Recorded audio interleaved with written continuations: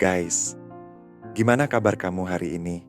Semoga sedang dalam kondisi yang cukup tenang atau setidaknya tidak terlalu penuh di kepala. Terima kasih sudah meluangkan waktu untuk hadir di obrolan ini.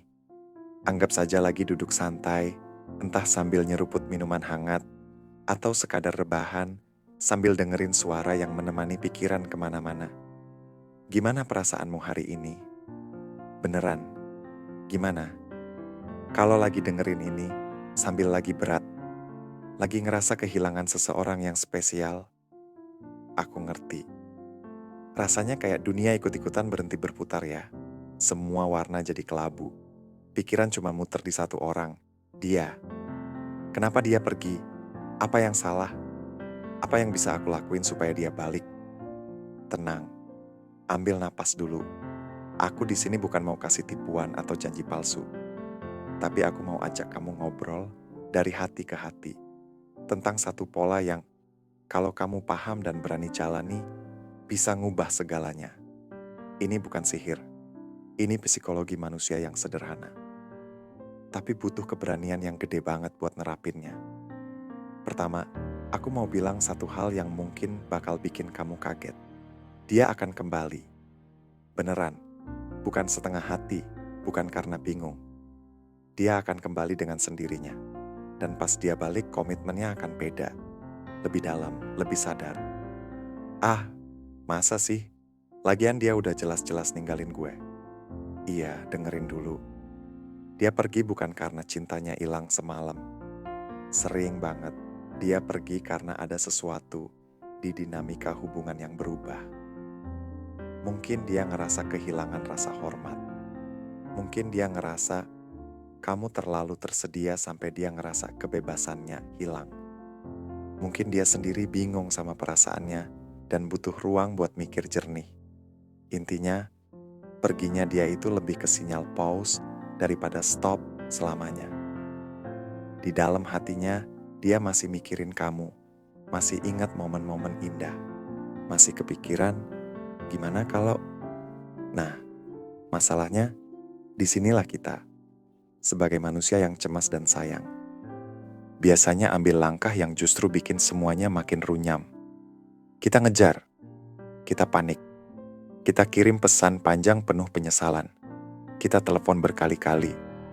Kita tunjukin betapa kita sakit dan butuh dia. Kita pikir, dengan menunjukkan betapa hancurnya kita, dia akan kasihan dan balik. Itu adalah kesalahan terbesar. Kenapa? Karena yang kamu tunjukin waktu ngejar dan merengek itu adalah kelemahan. Dan secara alami, baik cewek maupun cowok, kelemahan itu nggak menarik. Malah bikin hilang rasa hormat. Saat kamu ngejar, kamu ngasih dia semua kendali. Kamu kayak bilang, nih, hidup gue ada di tangan lu. Terserah lu mau apain. Itu beban yang berat banget buat dia. Dan, jujur, itu bikin kamu kelihatan gak berharga. Jadi, apa solusinya? Berhenti ngejar. Tapi bukan berhenti ngejar lalu diam pasif sambil nangis di pojokan kamar. Bukan, berhenti ngejar lalu hidup. Ini yang namanya no contact yang benar. Bukan buat main game, tapi buat nyembuhin diri dan membangun ulang nilai kamu. Begini cara kerjanya di otak dan perasaannya. Yang pertama, kamu ciptakan void atau kekosongan. Saat kamu yang biasanya selalu ada, selalu respon, tiba-tiba menghilang dengan tenang. Itu bikin kaget. Awalnya dia mungkin ngerasa lega. Tapi lama-lama, dia bakal ngerasa ada yang aneh. Ada yang kurang. Dia mulai ngerindukan presensimu, energimu, cara kamu bikin dia ketawa, rasa aman yang kamu kasih. Itu adalah rasa rindu yang muncul secara organik, bukan karena dipaksa. Yang kedua, kamu tunjukin kalau hidupmu terus berjalan dan bahkan lebih baik. Ini bagian yang aktif. Waktu dia pergi, itu adalah kesempatan emas. Buat kamu fokus 100% ke diri sendiri. Olahraga, makan sehat, tidur cukup, fokus ke kerja atau bisnis sampai ada breakthrough. Jalan-jalan sama teman yang suportif. Coba hobi baru, posting kegiatan positif kamu, bukan yang nyindir di medsos. Intinya, jadilah versi terbaik dari dirimu. Bukan buat dia, tapi buat kamu. Saat dia lihat, dan dia pasti akan intip, percayalah, bahwa kamu nggak hancur, malah berkembang, dia bakal mikir ulang. Wah, dia oke-oke aja. Bahkan kelihatannya lebih menarik sekarang. Dia mulai berpikir, apa aku salah langkah? Yang ketiga, kamu paksa dia untuk refleksi tanpa gangguan. Selama kamu masih ngejar, dia nggak pernah punya ruang buat benar-benar merasakan kehilangan kamu. Pikirannya penuh sama drama, dengan pesan-pesanmu, dengan rasa bersalah atau jengkel.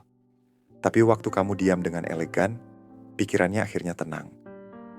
Dan di keheningan itulah memori indah tentang kamu akan naik ke permukaan. Dia akan mulai bertanya pada dirinya sendiri, apa benar hubungan ini nggak bisa diselamatin? Apa aku nggak sayang lagi sama dia? Proses ini butuh kesabaran ekstrim. Mungkin butuh minggu, bulan. Nggak ada jaminan waktu. Tapi inilah ujian sebenarnya. Seberapa kuat kamu mencintai dan menghargai dirimu sendiri? Kalau kamu kuat, kalau kamu konsisten, fokus ke growth kamu, sesuatu yang ajaib akan terjadi. Dia akan mulai memberi sinyal. Mungkin cuma like di story kamu. Mungkin chat basa-basi, gimana kabar? Mungkin nanya ke teman mutual tentang kamu. Itu tanda dia mulai kepo. Tanda void yang kamu ciptakan mulai bekerja. Nah, di saat dia mulai reach out, inilah bagian krusial. Jangan langsung lonjak girang dan kembali ke pola lama. Tetaplah tenang. Respon dengan hangat tapi nggak berlebihan. Jangan langsung tumpahkan semua perasaan. Biarkan dia yang berusaha lebih dulu untuk mendekat.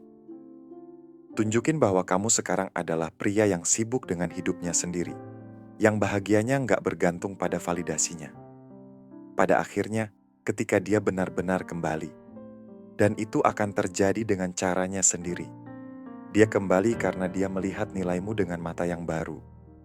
Dia kembali bukan karena kasihan atau bersalah, tapi karena dia memilihmu.